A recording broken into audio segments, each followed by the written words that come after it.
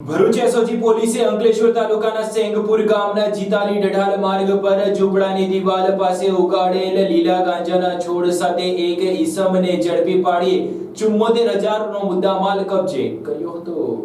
અંકલેશ્વરના સેંગપુર ગામમાં દિવાલ પાસે ઉગાડેલ 7 કિલો ઉપરાંતના લીલા ગાંજાના છોડ સાથે ભરૂચ એસઓજી પોલીસે એકને ઝડપી પાડી હજારો રૂપિયાનો મુદ્દામાલ કબજે કર્યો હતો। ભરૂચ એસઓજીની ટીમે સેંગપુર ગામના જીતાલી ડઢાલ માર્ગ પર ઝૂંપડાની દિવાલ પાસે ઉગાડેલ 7.5 કિલો લીલો ગાંજો ઝડપી પાડ્યો હતો। પોલીસે 74,000 મુદ્દામાલ સાથે એક વૃદ્ધની અટક કરી હતી। ભરૂચ એસઓજીના હેડ કોન્સ્ટેબલ ભાવસિંહ વસાવાને બાતમી મળી હતી કે અંકલેશ્વરના સેંગપુર ગામના જીતાલી ડઢાલ માર્ગ ઉપર ઝૂંપડું બનાવી રહેતા ઉસ્માન યાકુબ શેખે પોતાના છાપરાની બાજુમાં લીલા ગાંજાનો છોડ ઉગાડેલ છે, જેવી બાતમીના આધારે પોલીસે દરોડા પાડ્યા હતા। પોલીસે ઝૂંપડાની બાજુમાં સિમેન્ટના પતરાની દિવાલને અડીને ઉગાડેલ 2 જેટલા લીલા ગાંજાના છોડ મળી આવ્યા હતા। પોલીસે 7 કિલો 440 ગ્રામ ગાંજો મળીને કુલ 74,000 નો મુદ્દામાલ કબજે કરી સેંગપુરના વડફળિયામાં રહેતા ઉસ્માન યાકુબ શેખને ઝડપી પાડ્યો હતો। અત્રે ઉલ્લેખ કરવો કે ભરૂચ એસઓજી પોલીસે ભૂતકાળમાં પણ અનેક સ્થળો પરથી